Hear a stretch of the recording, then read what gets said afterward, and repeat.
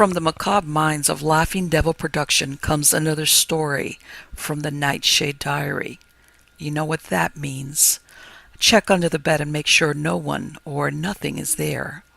Is the closet door securely shut?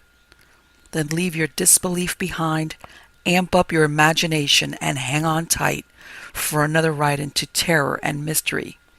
And like all good horror stories, just imagine it's a dark and stormy night. And remember, screaming like a little girl is permitted.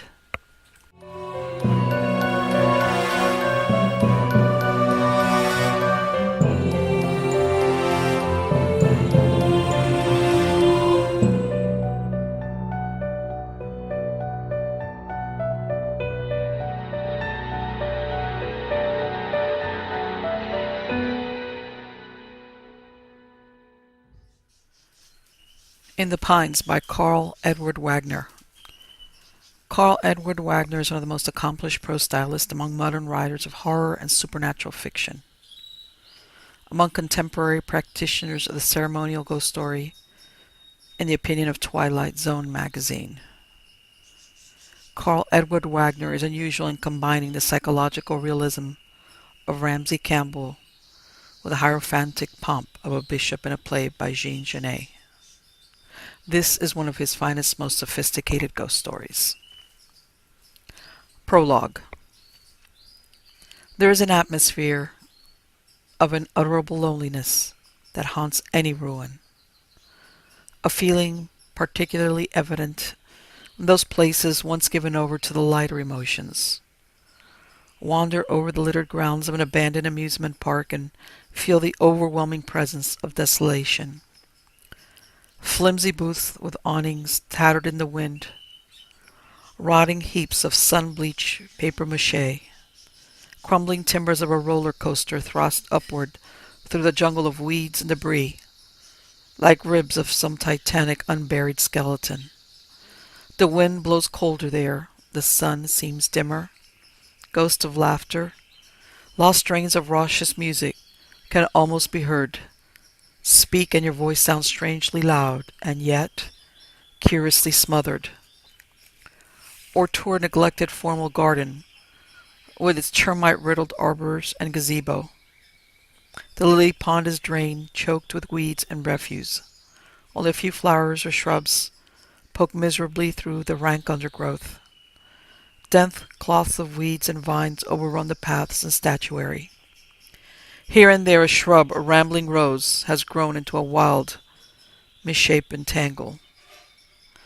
The flowers offer anemic blooms where no hand gathers, no eye admires, no birds sing in that uncanny hush. Such places are lairs of inconsolable gloom. After the brighter spirits have departed, shadows of despair and oppression assume their place. The area has been drained of its ability to support any further light emotion. And now, like weeds on eroded soil, only the darker sentiments can take root and flourish. These places are best left to the loneliness of their grief. The road that climbed pine-hooded slopes was winding and narrow, treacherous with deep ruts and large stones. County work crews seldom came this far, and rains of many seasons had left the unpaved road with the contour of a dry stream bed. In late afternoon sunlight, the dusty Chevy bounced and rattled its cautious ascent of the pine-covered ridge. A rock outcropping struck its undercarriage and grated harshly. Janet caught her breath but said nothing. Gerard Randall risked a quick glance from the wheel to note her tense fright. He scowled and concentrated on driving. Accustomed to wide, straight lanes of modern highway, Randall found this steep country road with its diabolical curves a nightmare. Rains had long since washed out whatever shoulder there was, and he watched in sick fascination as the road disappeared completely, all too few inches from his jolting wheels. "Can you see roads like this in Ohio?" he snorted, and wondered what would happen should two cars meet. With traffic almost non-existent, that seemed unlikely. At any rate, he was barely crawling, as a light car wallowed over the rutted bed. Once again he felt a pang of regret for the Buick and its solid feel. But now life was strictly economy class. The road made an impossible hairpin, so that Gerald had to stop the car to back and fill. He swore silently, keeping his anger to himself. What had this road been designed for anyway? Didn't these Tennessee hillbillies drive cars? The long drive from Columbus had been difficult. From wide interstate highway, the roads had steadily retrogressed down the evolutionary ladder. Until now, he followed a trail Davy Crockett would have scorned. Their silence had been awkward, but conversation was a greater strain. Instead, he turned up the radio and pretended not to notice Janet's tight-faced nervousness. For miles now, the radio had blared out twangy country music from the small town stations along their route. When they left the paved road, it faded into static. They were passing vacation cabins now, so he paid careful attention. "Help me find the place, Janet," he said levelly. "If we miss it, I'll never get turned around." One of the last ones on the road the agent in Maryville had told them when they stopped for the key. On the left, a good coat of green paint with red fuel oil and water tanks in front. The sign over the door would read "The Crow's Nest" in red and white. Couldn't be missed. "I hope it's clean," Janet offered hesitantly. "Some of these look so run down." True enough, Jerry admitted. A few cabins were in good condition. Fresh paint, aluminum screens, new car alongside.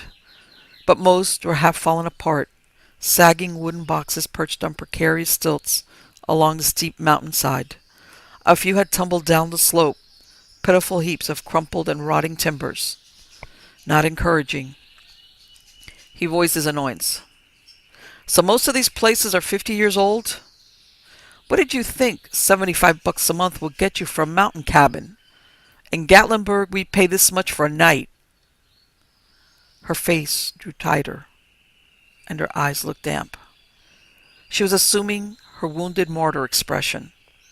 Jerry braced himself for the now familiar crisis. "Please, God, not now, not here."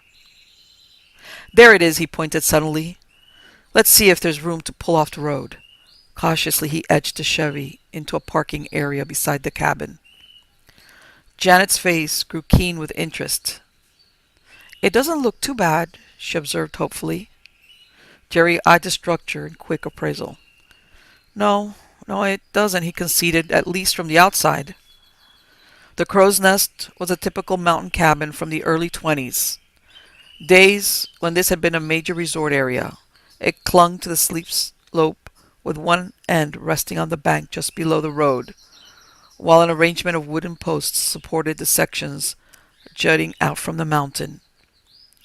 Its unlovely design was that of a stack of boxes anchored to the ridge. The top floor, one level with the road, was a large square. Underneath was a rectangle, about 2/3 the width of the first. The bottom floor was an even narrower rectangle. Rusty screen enclosed porches running the length of each level, on the side overlooking the valley. "Well, we can't complain about the view," Jerry offered. "There's 3 porches to choose from. Hope it's not too drafty for you. Well, come on, you can explore while I unload stuff." Getting out, he gratefully stretched his long body, then reached in. "Make it okay?" he inquired solicitously. She pulled herself erect unsteadily, tugging hard on his arm and gripping the door with the other hand. Jerry unloaded her walker, then went to unlock the cabin, while Janet hobbled painfully across the pine needle carpet to the door. Inside she smiled. "Oh, Jerry, it looks so cozy. I know we'll be happy together here." "I hope so, darling," he brightened. The screen door slammed shut on squalling hinges. Janet was exhausted and went to bed early. Jerry had not felt like sleep. The ordeal of driving had left his nerves on edge, and the strange surroundings made him restless. Instead, he settled down in one of the huge rocking chairs, propped his feet on the edge of the porch screen, and enjoyed the mountain night. Idly his fingers flicked the bottle caps, nailed to the wide wooden armrest, while he thoughtfully nursed a scotch and soda. He had brought several fifths down with him. The nearest liquor store would be Knoxville, and Tennessee liquor prices were terrible. He grimaced. Good scotch was another luxury he could no longer afford. The mountain breeze was cool and clean, and the night's silence astonished him. Dimly he could hear the whine, see the flicker of light as an occasional car passed along the highway in the valley far below. The house uttered soft groans and squeaks in the darkness, and the rocker answered with a rhythmic creak. From outside came the sounds of creatures of the forest night: crickets, tree frogs, shrill insect calls. Mice, flying squirrels made soft rustlings in the quiet. An owl called from the distance, and a whippoorwill. Overlying all was the whisper of the pines. Jerry had often heard the expression, but until now he had never understood that pines actually do whisper, soft, soothing whisper in the night, but a sound so cold, so lonely. Even bad scotch gets better with each drink. Maybe not Chivas Regal, but it does the job.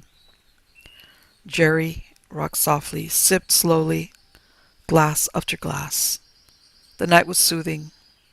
Tension slipped from his overstrung nerves. Half in dream, he brooded over the turn his life had taken. God, it had all seemed so secure, settled. His wife, their son, a rising position with a firm, good car, good house, good neighborhood, country club, the right friends, bright young man already halfway up the ladder to the top. Then a woman's inattention, a flaming crash, only a split second to destroy everything. The funeral, weeks of visits to the hospital, the lawsuit, and his cruel joke of an insurance executive whose own policy was inadequate. All of it destroyed. A comfortable, well-ordered existence torn to twisted wreckage. He could never return to the old life, despite the sincere best wishes of embarrassed friends, the concerned expressions of doctors who warned him about the emotional shock he had suffered. Maybe it would have been best if he had been in the car, if he had died in the wreckage of his life. No, that was a death wish. Part of the warnings of those concerned doctors after that scene in the hospital. Part of their reasons for urging this vacation upon him. You both have scars that will have to heal. Cherry laughed softly at the memory of the psychiatrist's attempt to talk with him. In the stillness of the dark cabin, his laughter was ghastly. He checked the bottle and noted it was almost empty. Drunk, by God. He supposed he should start bawling in his glass. Yes, doctor, worry about me. Lose a little sleep in your $300,000 home. God knows how I've waited for the nights to end since then. Time for bed. Try out that musty old mattress. He drew in a deep lungful of the mountain air. Curious fragrance he had not noticed before. Probably some mountain flower, something that smelled like jasmine. The cabin stairs were too treacherous for Janet, and so Jerry had to carry her, and then both nearly fell. But Janet insisted on exploring each drafty level of the old place as soon as the late breakfast was cleared. Hungover, Jerry reluctantly joined the game. Strange how frail she seemed in his arms. She had always been so solid. Maybe if she'd exercise her legs more, like the doctors had told her to do. The cabin was in reasonable repair, but not much more. The floor sagged in places, and the roof showed signs of having leaked. But by and large, everything seemed sound. Squirrels had slipped in and chewed up some of the furnishings. The furniture, always cheap, beat up, caught in a limbo somewhere between antique and junk. None of it had captured the fancy of the countless prowlers who had broken in over the years. Disreputable iron-railed beds with collapsed springs and dirty mattresses. Scarred tables and cheap dressers with many layers of paint, boxes and trunks of discarded items, a grimy bookshelf with several Edgar Wallace mysteries, a copy of Fox's Trail of the Lonesome Pine, a Bible, odd volumes of Reader's Digest condensed books, other nondescript items. Janet delightedly pawed through each new trove, and Jerry became interested despite himself. He joined her laughter when one drawer yielded a bedraggled two-piece man's swimming costume. The first level included the kitchen with its ancient appliances, two bedrooms, a bathroom with an old chemical toilet, and a large open area for dining or sitting. Below were two more bedrooms and a narrower open space along the screened front. The lowermost level was a narrow porch with several army bunks and a room at one end that had once been a bar. The insubstantial posts that supported the cabin were a good 12 feet high at the far end, so that there was a large dry storage area underneath. This had been stuffed with boxes and piles of junk not worth the effort of hauling away. Here Jerry returned after a light lunch. Janet was tired and wanted to lie down. The disorder was fantastic, a clutter of discarded trivia decades old. Jerry had an appreciation for the cash value of an antique, and with a treasure hunter's enthusiasm he rummaged through the tottering stacks of lost years. More junk than any attic would attempt. Broken chairs, cracked dishes, boxes of mason jars, heaps of newspapers, rusty tools, old tires, a wheelless bicycle, fishing poles, anything. Doggedly he worked his way from pile to pile, covered with a paste of sweat, red dust, and spiderweb. Once he found a scorpion under a wooden box, and remembered that black widow spiders, too, liked these places. Maybe there were snakes, but he paid no more attention to such misgivings than to the dirt, although a year ago he would not have braved either, just to rifle through old junk. It had been profitable so far. He had pulled out a tool chest in case he felt up to making repairs. There was a stack of crumbling pulp magazines, Argosy, Black Mask, Doc Savage, Weird Tales, and others that would provide a few laughs. A crockery jug, just like the moonshine jugs in the cartoons, would make a nice lamp. An old copper lantern might be a nice antique, along with a cane-bottomed chair. Some of these picture frames might be valuable. He stopped. Against one post leaned a stack of old pictures, mostly mountain scenes and calendar cutouts behind glass opaque with dirt. But as he shuffled through them, one picture suddenly caught his eye. It was an original oil painting.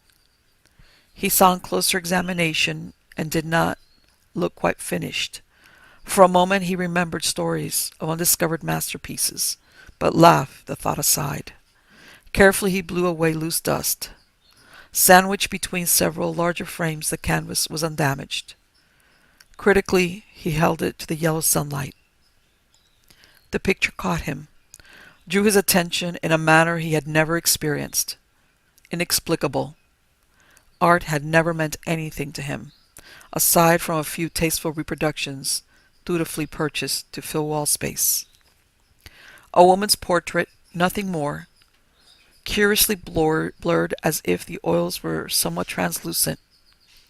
Was it unfinished, or was it an attempt at impressionism? She wore a simple green frock, a light summer outfit stylish in the 20s. Her auburn hair was cut in a short bob popular then, almost in keeping with the latest styles, but for an indefinable air that proclaimed an older period. It was a lonely picture. She stood against a backdrop of dark pines, cold and lonely about her. There was a delicacy about her, and illogically an impression of strength. The face was difficult. Its mood seemed altered at each glance. Indefinable, sensuous mouth. Did it smile, or was there sorrow? Perhaps half open in anticipation of a kiss or a cry. The eyes, soft blue, or did they glow? Did they express longing, pain, or were they hungry eyes, eyes alight with triumph? Lonely eyes, lonely face, a lonely picture. A song long forgotten came to his mind. In the pines, where the sun never shines, and I shiver when the wind blows cold. He did shiver then. Sun falling, the mountain wind blew cold through the pines. How long had he been staring at the portrait? Struck with a chill beyond that of the wind, Cherry cradled his fine and cautious hands and started back up the dusty bank. Janet was in a cheerful mood for a change, not even a complaint about being ignored most of the afternoon. Well, let's see what goodies you've brought up from the basement, she laughed, and glanced at the picture. Oh, there's Twiggy. Jerry, how camp. Look, an original piece of nostalgia. He frowned, suddenly offended by her gaiety. In view of the profound impression the picture had made, laughter seemed irreverent. I thought it was kind of nice myself. Thought I'd hang it up maybe. Can't you just feel the loneliness of it? She gave him a hopeless look. Oh, wow, you're serious. Hang that old thing up? Jerry, you're kidding. Look how silly she looks. He glanced at her pre-faded bell-bottoms and tank top. Maybe that will look silly in a few years, too. I thought you liked these. She inspected herself in faint concern, wondering if she had gotten too thin. No, Jerry was just being pettish. Well, let me take a good look at your treasure. She studied the picture with a professional attitude. On Tuesday afternoons, she had taken art lessons along with several of her friends. The artist is really just too romantic. See? No expression. No depth to his subject. Pale girl against dark woods. It's corny. Too much background for a portrait, and that dress dates it too severely to be idealized. Not even a good landscape. His greens are overused and too obvious. His light is all wrong, and there's certainly no imagination with all those dark colors. Is it supposed to be night or day? Jerry bit his lip in annoyance. Snotty little dilettante. He wished he knew enough about art to tear apart her prattling criticism. This is pretty typical of the sort of maudlin trash they turned out in the 20s. Probably some amateur on vacation here did it of his girlfriend, and she had enough taste to leave it behind. Let's see. It's signed here on the corner. E. Pittman, 1951. 1951? That's funny, she finished awkwardly. Jerry's mustache twitched sarcastically. And when did they make you valedictorian of your art class? That gossip session where bored housewives can splash on gobs of paint and call it a subtle interplay of neo-garbage? That stung. Oh, stop sulking. So I insulted your male ego because I don't care for your little Twiggy of the woods.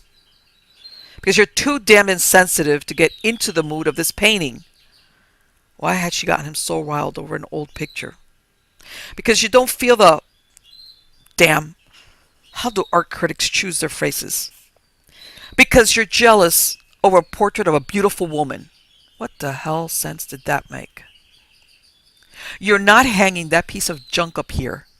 Now she was mad at him. Her lips made a white line across her blonde face.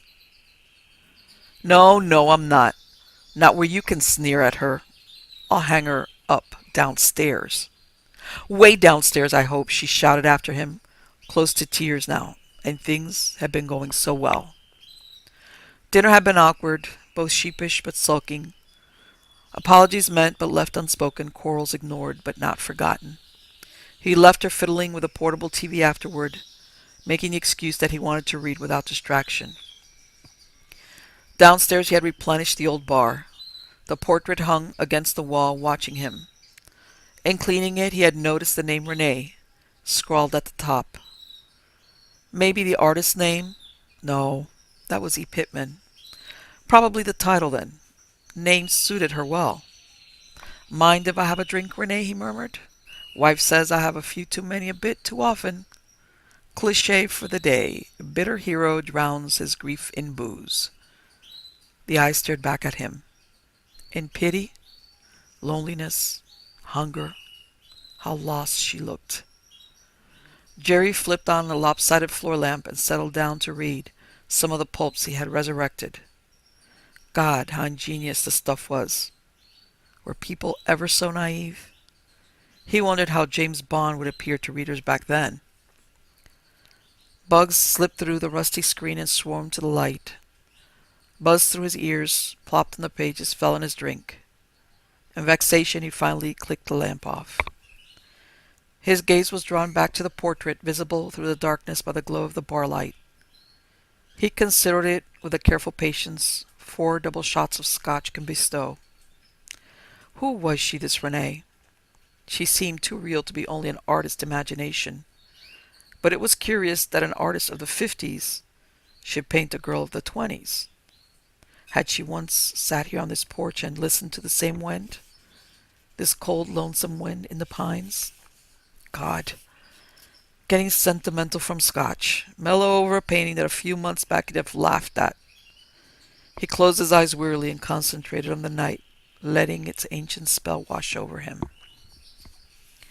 The cool velvet soft night. Pines whispering in the darkness, the sound of loneliness. And Jerry realized he had become a very lonely man, a lost soul adrift in the darkness of the pines.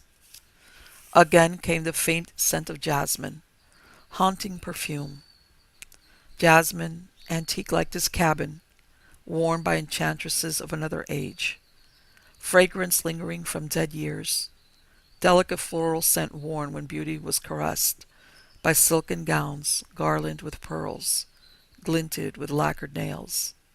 Gone now, vanquished by synthetics. Today a woman clothed, adorned, perfumed herself with coal tar and cellulose. No wonder femininity had declined. He breathed a rare fragrance, the cool night somewhere, between waking and dreaming. Faintly he heard the rustle of silk behind him, a sound separate from the whisper of the pines. A cold breath on his neck, apart from the mountain breeze, like the elusive scent of jasmine, sensations alien to the night, yet part of it. The wind brushed his dark hair, stroked his damp forehead, almost as if a cool, delicate hand soothed the lines of pain. He sighed, almost a shudder. Tension softened, days of anguish lost their sting. A feeling of inexpressible contentment stole over him. Anticipation of ecstasy came to him. He parted his lips in a smile of dreamy delight. Renee, the sigh escaped him unbidden. It seemed that another's lips hovered close to his own. Sleep came to him then. The sign announced Pennybaker's Grocery, drink Coca-Cola. Maryville had modern supermarkets, and ordinarily Jerry would have driven the extra distance. But today the country grocery with its old-fashioned general store atmosphere appealed to him, and it was close by. The building was old. In front stood 2 battered gas pumps, of some local brand. A long peaked roof overhung to form a sheltered enclosure between gas pumps and storefront. 2 wooden benches guarded the doorway. Their engraved invitation to drink Royal Crown Cola was almost obliterated by countless carved initials and years of friction from overalls. The paint was starting to peel and the windows were none too clean. Rusty advertising signed, and a year's growth of posters made it a faded patchwork of the exterior. Inside was packed, more merchandise than there seemed floor space for. Strange brands abounded on the crowded shelves. Fresh produce from local farms stood in open baskets. Cuts of meat were displayed within a glass counter. Odd items of hardware, clothing, medicines, tackle augmented the fantastic clutter. Here was a true general store without the artificial quaintness of the counterfeit country stores of Gatlinburg's tourist traps. Grocery buying was something of an adventure, and Jerry was glad Janet had not come along to quarrel over selections. A display of knives caught his eye as he waited for the proprietor to total his purchases on a clattering adding machine. Among the other pocket knives he recognized the familiar shape of a Barlow knife. Is that a real Barlow or a Japanese copy? He asked. The storekeeper looked up sharply. No, sir. Those knives are every one made in America. For your really quality knife, you want your American one every time. Though there's some likes the German. Take them case knives there. Now you can't ask for a better knife. Lots of folks swear by a case knife. Now that Barlow's a fine one too. It's a Camillus and as fine a knife as any you could have bought 50 years ago. Cost you just $4. Want to see one? Jerry tossed the stubby knife in his palm and decided to buy it. He had never carried a penknife, and this one was too bulky for his pocket, still a good souvenir. The storekeeper was disposed to talk, and the knife led to a rambling conversation. Lonzo Pennybacker had run this store since the Depression. His uncle had built the place about the time of the Great War, and the gas pumps were some of the first in the area. Lonzo was interested to learn that Jerry was from Columbus.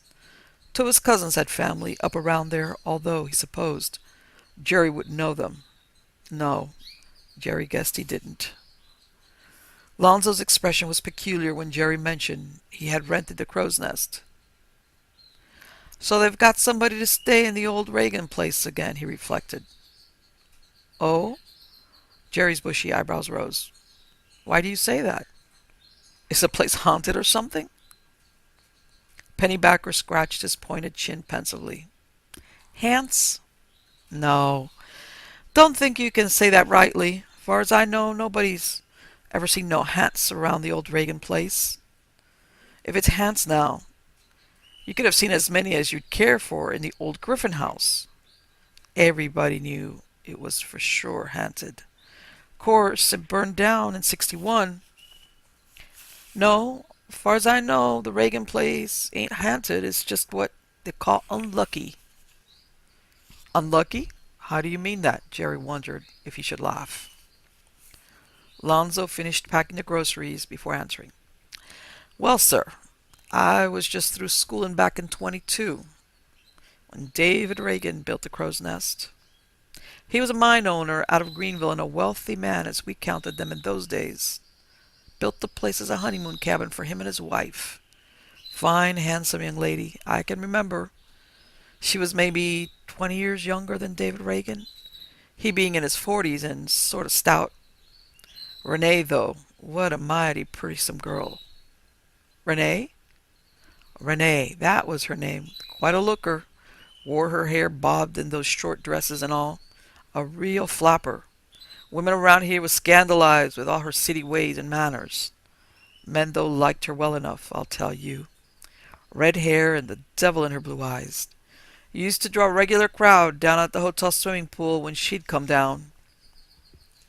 Well, she liked it here in the mountains, so they spent the summers here. Back then, this area was pretty lively. Tourists came from all over to spend their vacations here. Used to be some big fancy resort hotels and all the cottages, too. Yep, this place was real busy back before they opened the park. Well, Renee was a little too much woman for David Reagan, they said. Anyway, summer of 1925, she took up as one of the tourists.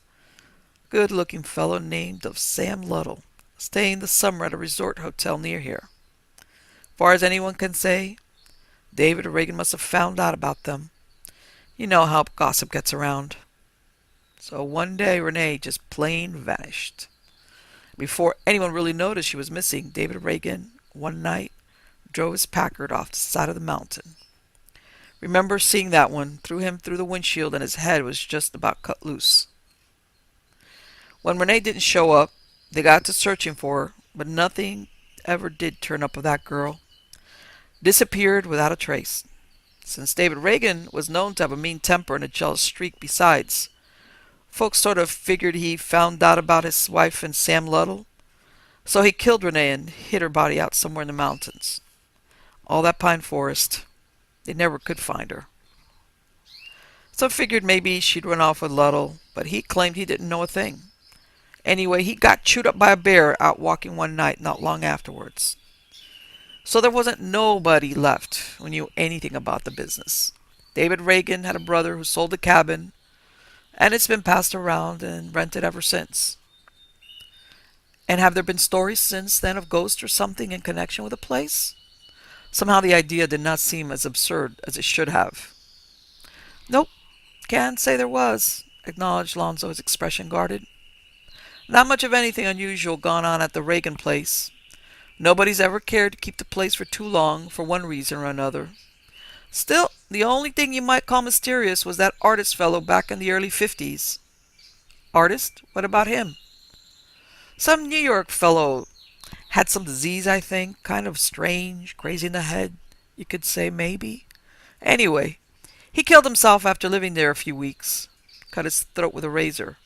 And didn't find him for a week. Had trouble renting the place for a while after that, you can guess. Fellow's name was, let's see, Enzer Pittman.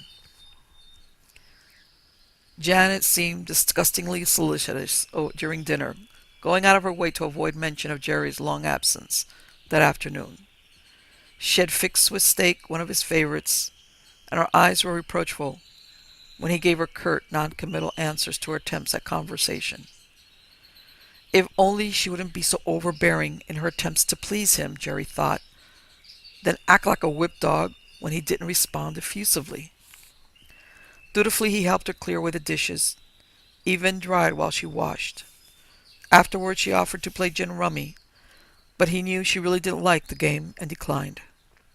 Conversation grew more dismal, and when Janet seemed disposed to get romantic, he turned on the TV. Presently he lamely mentioned paperwork and left Janet protesting her loneliness. He thought she was crying again, and the familiar flash of anger returned as he descended the precipitous stairs. Anyway, she'd perk up for the Doors Day flick. Drink in hand, Jerry once again studied the strange painting which had captured his imagination. E. Pittman, 1951. Enzer Pittman, who had once stayed here and committed suicide. Artists were never stable types. But why had he painted a woman dressed in the fashion of a quarter century previous? Renee. Jerry felt certain that this Renee was the unfortunate Renee Reagan, who had probably been murdered by her jealous husband in his cabin years before. Of course, Pittman had discovered an old photograph. Certainly he would have learned of the cabin's tragic past, and the photograph of the murdered woman would have appealed to his artistic imagination. A mind on the brink of suicide would have found sick gratification in the portrayal of a murdered temptress from a decadent period like the 20s. She was a beautiful creature. It was easy to see how much beauty could drive a man to adultery or murder. Easy to understand why Pittman had been fascinated as an artist. Moodily as he stared at the painting, she was so vital. Pittman must have indeed been talented to incarnate such life within the oils. Strange how her eyes looked into your own, her smile. If you looked long enough, you could imagine her lips moved, her eyes followed you. Amazing that he had painted it from only a photograph. She would have been easy to love, mysterious, a shallow housewife like Janet. Strange how things had changed. Once he had loved Janet because she was a perfect housewife and mother. A woman like Renee he would have considered dangerous, trivial, desirable perhaps like a film sex goddess, but not the type to love. So old values can change. And Jerry realized he no longer loved his wife. Bitterness flooded his mind. Guilt? Should he feel guilty for treating Janet so callously? Was it wrong to be unforgiving over an accident? A simple accident that... "You killed my son," he choked. Tears of rage, of pain, blinded his eyes. With a sob, Jerry whirled from the painting and flung his empty glass through the doorway of the bar. He froze, never hearing his glass rip through the rusty veranda screen and shatter against a tree below. Renee. She was standing in the doorway. Only for a second did the image last. For an instant he clearly saw her standing before him, watching him from the darkness of the doorway. She was just like her picture, green summer frock, bobbed flame hair, eyes alight with longing, mouth half open in invitation. Then, as his heart stuttered at the vision, she vanished. Jerry let out his breath with a long exclamation and sank into a chair. Had he seen a ghost? Had they started bottling LSD with scotch? He laughed shakily. An after image, of course. He'd been staring at the painting for an hour. When he had abruptly looked away against the darkened doorway, the image of the painting had superimposed on his retina. Certainly. They'd done experiments like that in college science. It had been unnerving for a second. So that was how haunted houses got their reputation. He glanced about him. The porch was deserted, of course. The wind still whispered its cold breath through the rhythmically swaying pines. Again came a faint scent of jasmine on the night air. God, it was so peaceful here, so cold and lonely. He closed his eyes and shivered, unreasonably content for the moment. Like being alone with someone you love very much. Just the two of you and the night. Jerry! For God's sake, are you all right? He catapulted out of the rocker. What? What? Of course I am. Damn it all. Stop screaming. What's wrong with you? Janet was at the top of the staircase. She called down, half in relief, half in alarm. Well, I heard a glass smash and you didn't answer when I called you at first. I was afraid you'd fallen or something and maybe you were hurt. I was about to start down these steps if you hadn't answered. Jerry groaned and said with ponderous patience, Well, I'm all right, thank you. Just dropped a glass. Turn down the television next time and maybe I'll hear you. The TV's off. So that was why she took time to think of him. It started acting crazy again like last night. Can you take a look at it now? It always seems to work okay in the daytime. She paused and sniffed loudly. Jerry, do you smell something? Just mountain flowers, why? No. I mean, do you smell something rotten? Can't you smell it? I've noticed it several times at night. It smells like something dead is in the cabin. Jerry had been trying to move an old trunk when he found the diary. The rusty footlocker had been shoved into one of the closets upstairs, and Janet insisted that he lug the battered eyesore downstairs. Jerry grumbled while dragging the heavy blocker to the stairs, but its lock was rusted tight, and he was unable to remove the junk inside first. So it was with grim amusement that he watched the trunk slip from his grasp and careen down the narrow stairs. At the bottom it burst open like a rotten melon and dumped its musty contents across the floor. Clothes and books mostly. A squirrel had chewed entrance at one point and shredded most of it, while mildew had ruined the remainder. Jerry righted the broken trunk and carelessly tossed the scattered trash back inside. Let someone else decide what to do with it. There was a leather-bound notebook. Its cover was thrown back, and he noticed the title page. Diary, Enzer Pittman, June, December, 1951. Jerry looked at the footlocker in alarm. Were these the possessions of that artist left unclaimed after his suicide? He set the diary aside until he had cleared away the rest of the debris. Then he succumbed to morbid curiosity and sat down to thumb through the artist's journal. Some of the pages had been chewed away, others were welded together with mold and crumbled as he tried to separate them. But he could read enough to fasten his attention to the tattered diary. The first few entries were not especially interesting. Mostly gloomy comments on the war in Korea and the witch hunts at home, the stupidity of his agent, and what a bitch Arlene was. On June 27, Pittman had arrived at the Crow's Nest for a rest and to try his hand at mountainscapes. From that point, certain passages of the diary assumed a chilling fascination for Jerry. June 28th. Went out for a stroll through the woods today, surprisingly without getting lost or eaten by bears. Splendid pine forest. After New York's hollow, sterile canyons, this is fantastic. God, how strange to be alone. I walked for hours without seeing a human, a soul, and the carpet of pine needles, so unlike that interminable asphalt concrete desert. Pure desolation. I feel reborn. Extraordinary, those pines. Can't recall any sound so lonely as the wind whispering through their branches. Weird, after New York's incessant, mind-rotting clamor. If I can only express this solitude, this unearthly loneliness on canvas. Fowler is an odious cretin. Landscapes are not trite. Rather, the expression has cloyed. June 30th.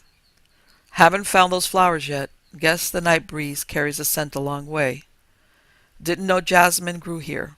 Weird. At night, it almost feels like a woman's perfume. July 2nd. The horns are growing. Several times at night, now I've definitely sensed a woman's presence in the darkness. Strange how my imagination can almost give substance to shadow. I can almost make myself visualize her just at the corner of my vision. July 4th. Wow. Too much wine of the gods, Enzer. Last time I get patriotic. A little excess of Chianti to celebrate the glorious 4th. I drop off in my chair in Jesus. Wake up to see a girl bending over me. Nice trick, too. Looked like something out of a Held illustration. Vanished about the time my eyes could focus. I wonder what Freud would say to that. July 7th. Either this place is haunted or I'm going to have to go looking for that proverbial farmer's daughter. Last night I woke up with a distinct impression that there was a woman in bed beside me. Scared? Christ, like a childhood nightmare. I was actually afraid to reach over, even turn my head to look, and find if someone was really there. When I finally did check, nothing of course. I almost imagined I could see depression on the mattress. The old gray matter is starting to short out. The next several pages were too mutilated to decipher and Jerry pieced together, the rest only with extreme difficulty. Seems to know the whole story, though it's hard to say how much the good Reverend doth impart.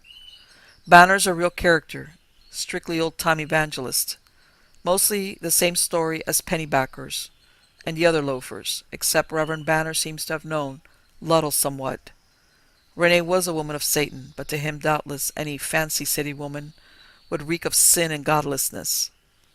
Anyway, his version is that she married Reagan for the bread, but planned to keep her hand in all the same. She seduced Sam Luddle and drove him from the path of righteousness into the morass of sinfulness and adultery. In Banner's opinion, Renee only got half a page missing. No trace of Renee's body was ever discovered. Still, it was assumed Reagan had murdered her, since she never turned up again in Greenville or anywhere else, and Reagan seemed definitely to have been on the run when he drove off the mountain. Here Banner gets a bit vague, and it's hard to tell if he's just getting his theatrical. Still, he insists that when they found Reagan with his throat guillotined by the windshield, there wasn't a tenth as much blood spilled about the body as would be expected. Some regarding Luddle's death. Superficial scratches, except the torn throat, and only a small pool of blood.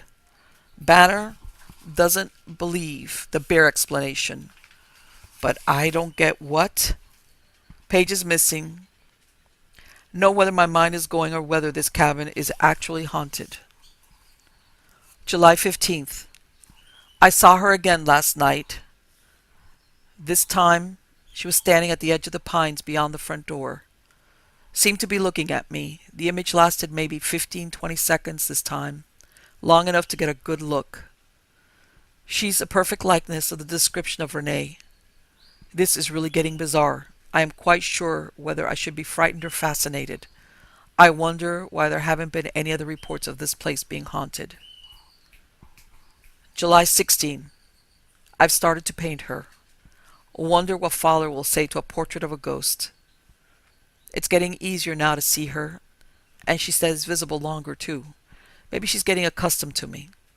God, I keep thinking of that old ghost story, the beckoning fair one. Hope this won't. July 17. I find I can concentrate on Renee at nights now, and she appears more readily, more substantial. Painting is progressing well. She seems interested. Think I'll try to talk with her next. Still unsure whether this is psychic phenomenon or paranoid hallucination. We'll see. Meanwhile, damned if Enser will let anyone else in on this. Though aren't artists supposed to be mad? July 18. Decided to use the pines for background. Took a long walk this afternoon. Strange to think that Renee probably lies in an unmarked grave, somewhere under this carpet of pine needles. Lonely grave, no wonder she doesn't rest. She smiles when she comes to me. My little spirit remained all of 5 to 6 minutes last night. Tonight, pages missing. To no one other than myself, and I think I understand. This goes back to something Bach once talked about. Spirits inhabit a plane other than our own, another dimension, say. Most spirits and most mortals are firmly anchored to their separate worlds. Exceptions exist. Certain spirits retain some ties with this world. Renee, presumably because of her violent death, secret grave, who knows? The artist also less firmly linked to this humdrum mortal plane. His creativity, his imagination transcends the normal world. That I am more sensitive to manifestations of another plane than others. Renee is more readily perceived than other spirits. Result? Our favorite insane artist sees ghosts where countless dullards slept soundly. By this line of reasoning, anyone can become a bona fide junior ghost watcher if something occurs to make him more susceptible to their manifestations. Madman, psychic adepts, the dying, those close to the deceased, those who have been torn loose from their normal life pattern. For maybe half the night, I think I'm falling in love with her. Talk about the ultimate in necrophilia. July 26. The painting is almost complete. Last night she stayed with me almost until dawn. She seems far more substantial now. Too substantial for a ghost. Wonder if I'm just getting more depth at perceiving her, or whether Renee is growing more substantial with my belief in her. July 27. She wanted me to follow her last night. I walked maybe a mile through the dark pines before my nerves failed. Maybe she was taking me to her grave. It's auditory now. Last night I heard her footsteps. I'll swear she leaves tracks in the dust, leaves an impression on the cushions when she sits. She watches me, listens. Only no words yet. Maybe till night she'll speak. She smiles when I tell her I love her. July 28. I swear I heard her speak. Renee said she loved me. She wants me to return her love. Only a few words just before she disappeared into the pines. And she seemed as substantial as any living girl. Either I'm hopelessly insane, or I'm on the verge of an unthinkable psychic discovery. Tonight I'm going to know for certain. Tonight I'm going to touch Renee. I'm going to hold her in my arms and not let her go until I know whether I'm mad, the victim of an incredible hoax, or a man in love with a ghost. It was the last entry. Lonzo Pennybacker gave directions to the house of the elderly Baptist preacher. Eventually, Jerry found the right dirt road and drove up to a well-kept house at the head of a mountain cove. Flowers bloomed in the yard, and dogs were having a melee with a pack of noisy children. The house presented a clean, honest front, a far cry from the squalor Jerry had expected in a mountain home. Reverend Billy Banner sat in a porch rocker and rose to meet Jerry. He was an alert man in his 70s or better, lean and strong. Without a trace of weakness or senility, his eyes were clear and his voice still carried the deep intonations that had rained hellfire and damnation on his congregation for decades. After shaking hands, Banner motioned him to a chair, politely waited for his guest to come to business. This was difficult. Jerry was uncertain what questions to ask, what explanations to offer, or what he really wanted to find out. But Banner sensed his uneasiness and expertly drew from him the reason for his visit. Jerry explained he was staying at the old Reagan cabin. That he was interested in the artist Enzer Pittman who had killed himself there. Enzer Pittman? The old man nodded. Yes, I remember him well enough. He paid me a visit once, just like you today, maybe for the same reason.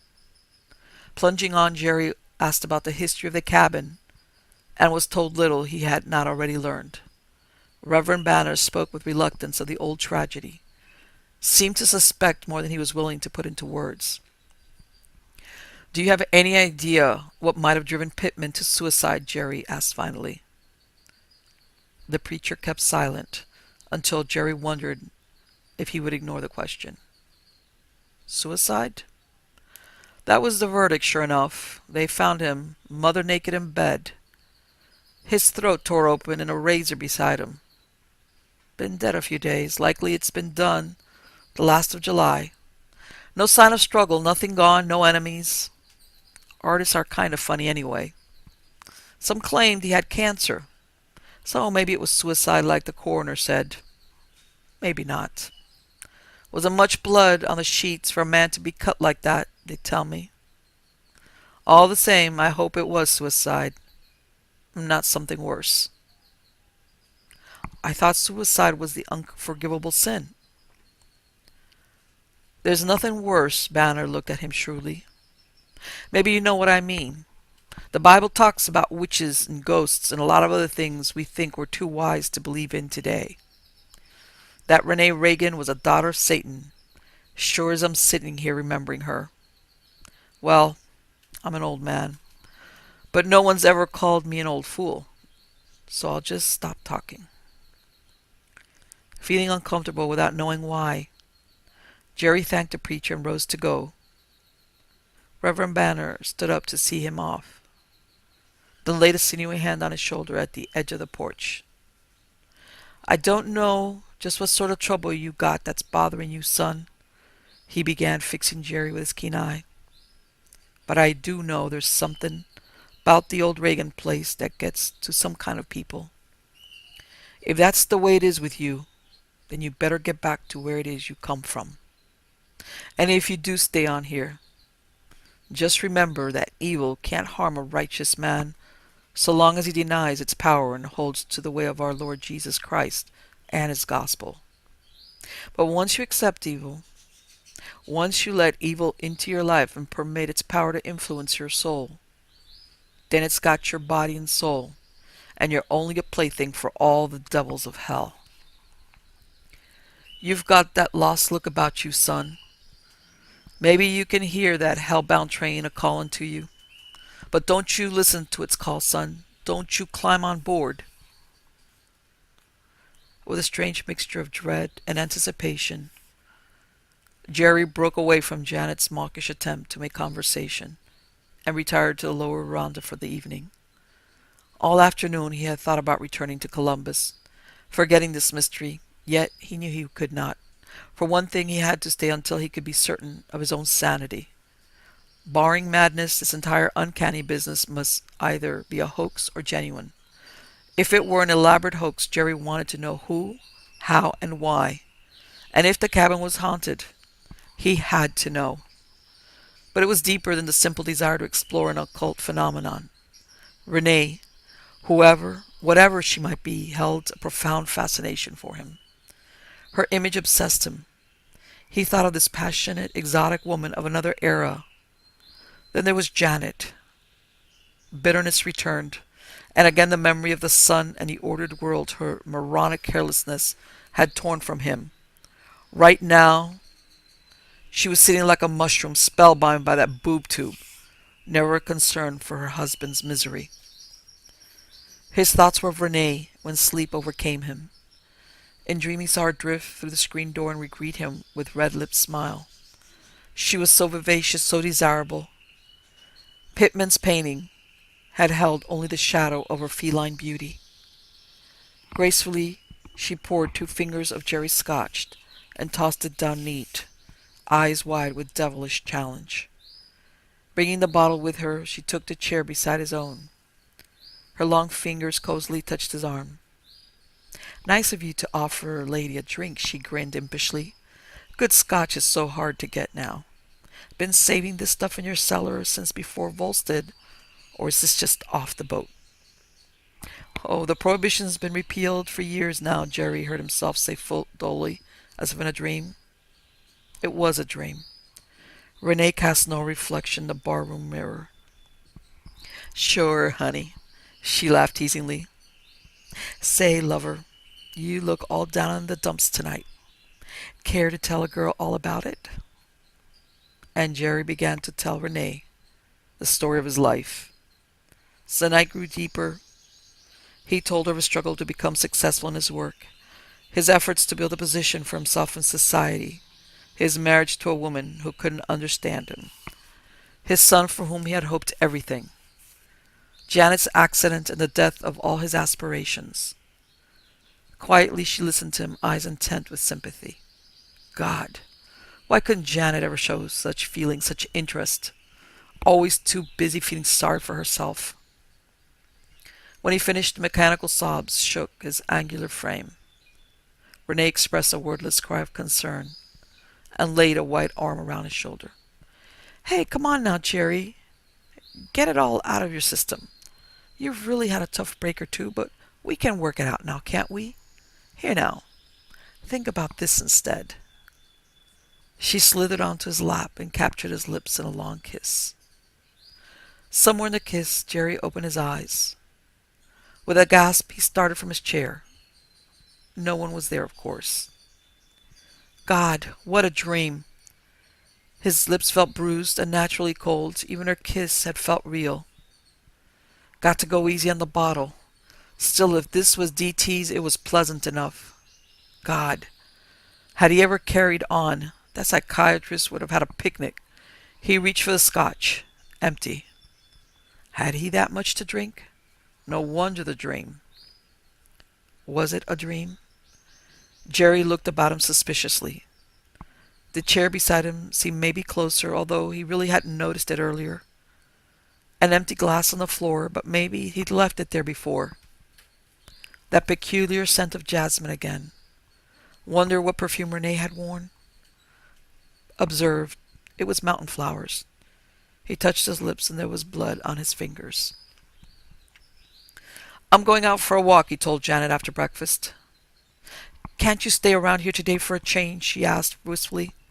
Oh, let's go someplace together. You've been off too much lately.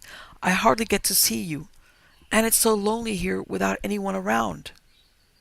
Without a phone to gossip with all the bitches in your bridge club, he snapped.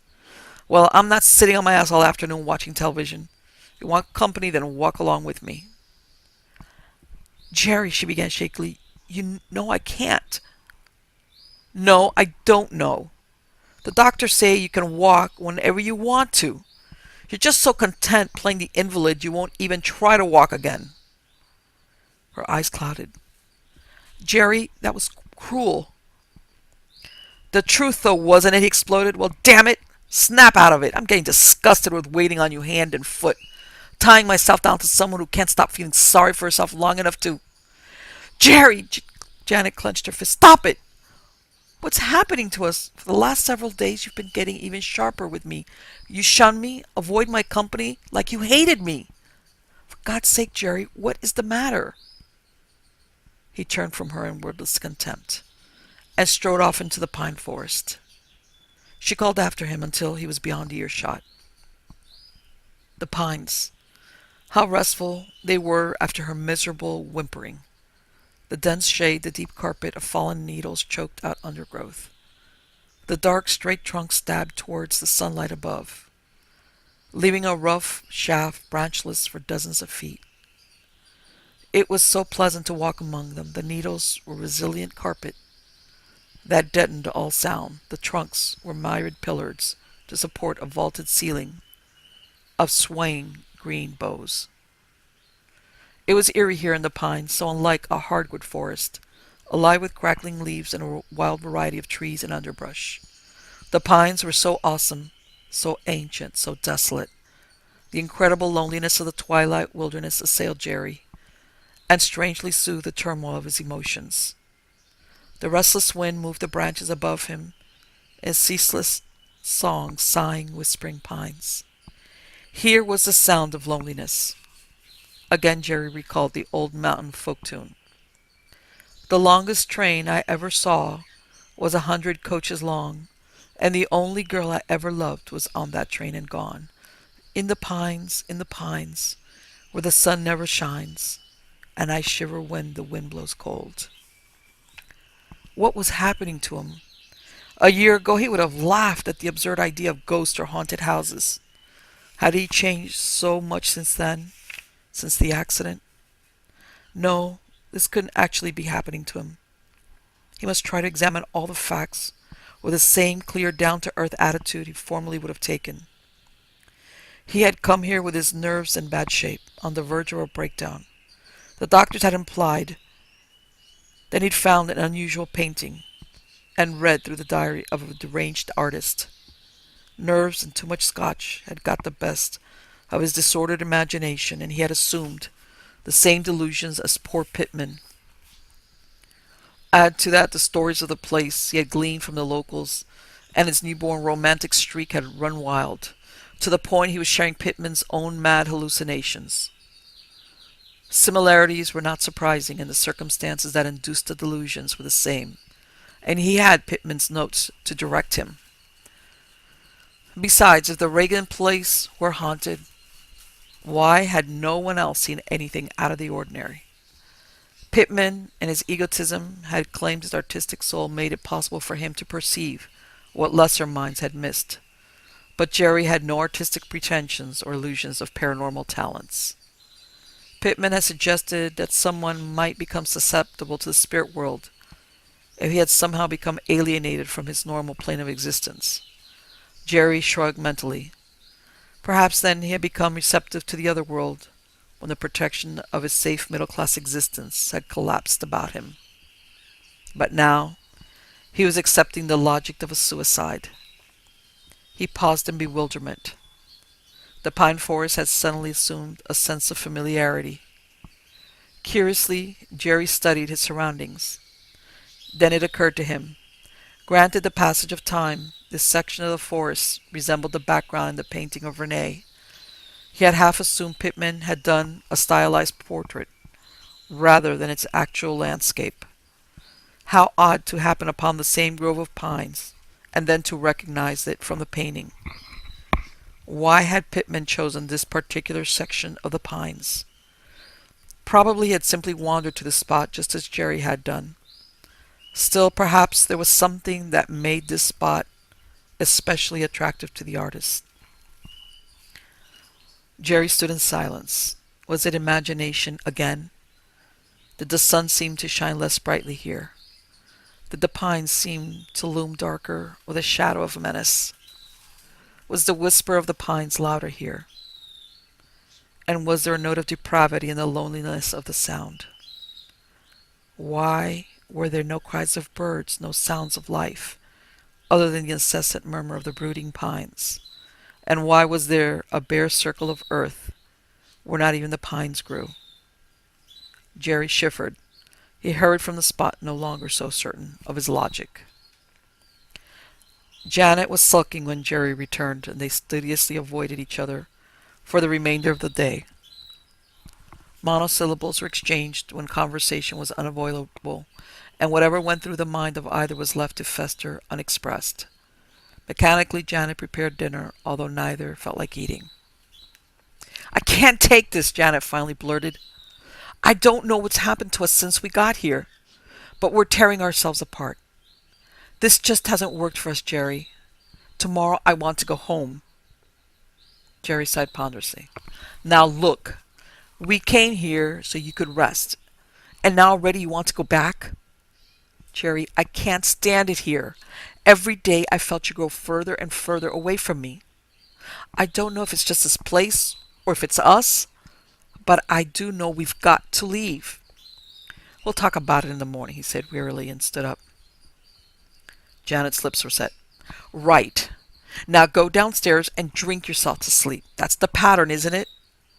You can't bear to be around me, so you get as far away as you can, and you stumble around all day either drunk or hungover, always bleary-eyed, paunchy, and surly.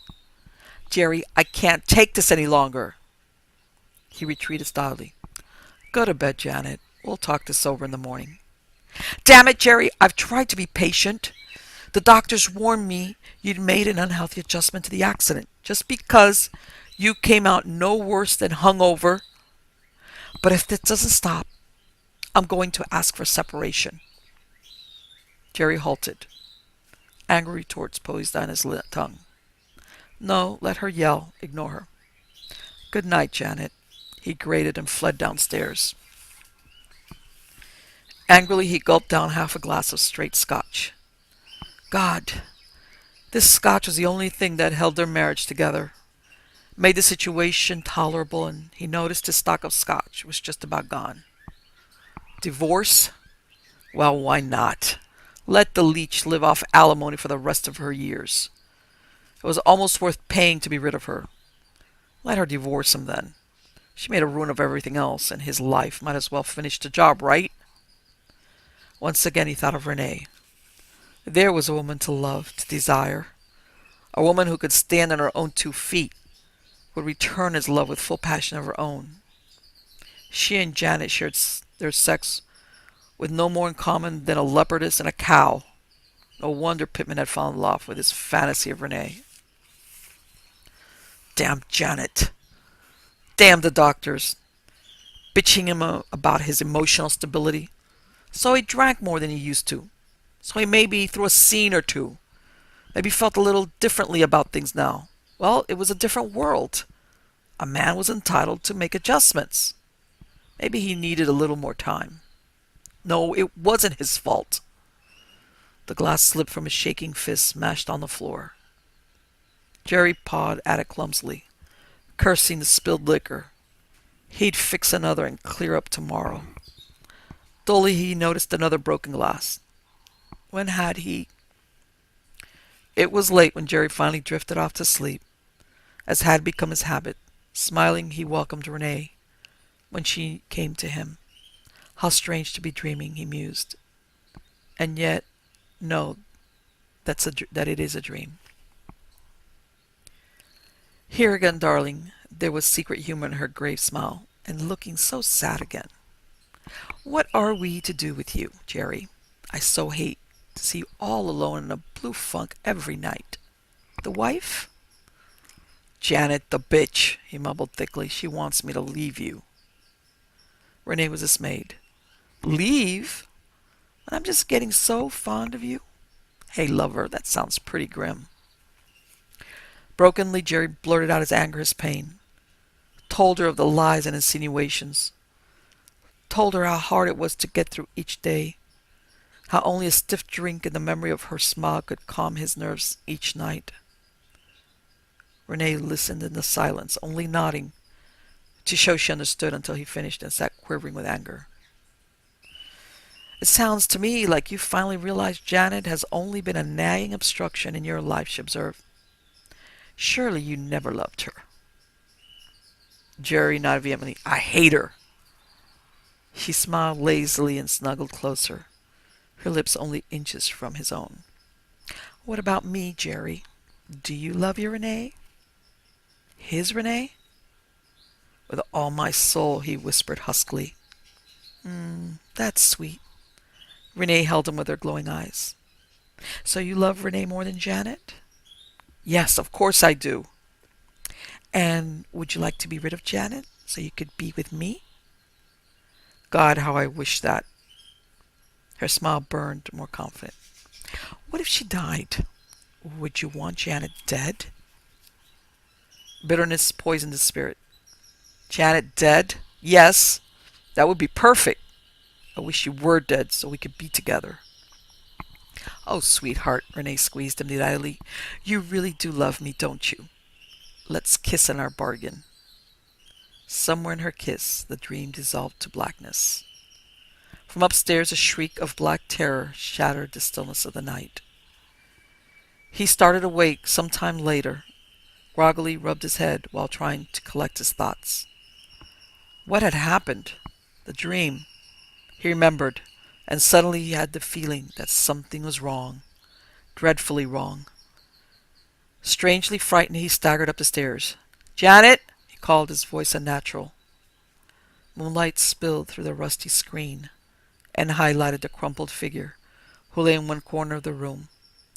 A small patch of darkness glistened on the wood. Strange how small that pool of blood. "Janet!" he groaned in disbelieving horror. "Oh my God!" Her eyes were wide and staring, her face set in a death grimace of utmost loathing, insane dread. Whatever had killed Janet had first driven her mad with terror. It had not been an easy death. Her throat was a jagged gash, too ragged to tear for the knife that lay beside her. A Barlow knife. His. "Janet," he sobbed, grief slamming him like a sledge. "Who could have done this thing?" "Don't you know, lover?" Jerry whirled, cried out in fear. "Renee, you're alive!" She laughed at him from the shadow, triumph's light in her eyes. She was just as he had seen her in the painting, in the dreams. Green silk frock, bobbed auburn hair, eyes that held dark secrets. Only now her lips were far more crimson, and scarlet trickled across her chin. "Yes, Jerry, I'm alive, and Janet is dead. Just the way you wished. Or have you forgotten?" Mockery was harsh in her voice. "Impossible," he moaned. "You've been dead for years. Ghosts can't exist. Not here, not today." But Renee stepped forward, gripped his hand with fingers like frozen steel. Her nails stabbed his wrist. "You know better." Jerry stared at her in revulsion. "I don't believe in you. You have no power over me." "But you do believe in me." "God help me. Help me," he sobbed, mind reeling with nightmare. Contempt lined her face. "Too late for that." She pulled his arm, drew him to the door. "Come now, lover. We have a sealed bargain." He protested, willed himself not to follow, struggled to awaken from the nightmare. In vain. Helplessly he followed the creature he himself had given substance. Out into the pines Renee led him, the pines whose incessant whisper told of black knowledge and secret loneliness. Through the desolate pines they walked into the night, past endless columns of dark sentinel trunks, swaying, whispering in ancient rhythm with the night wind, until they came to a grove Gerard Randall now found familiar, where the whisper was louder and resonant with doom, where the pines drew back about a circle of earth in which nothing grew, where tonight yawned a pit, and he knew where Renee's unhallowed grave lay hidden. "Is this madness?" he asked with sudden hope. "No, this is death." And the illusion of beauty slipped from Renee, revealed the cavern-eyed lich in rotting silk, who pulled him down into the grave like a bride enticing a bashful groom. And in that final moment Gerard Randall understood the whispering litany of the merciless pines.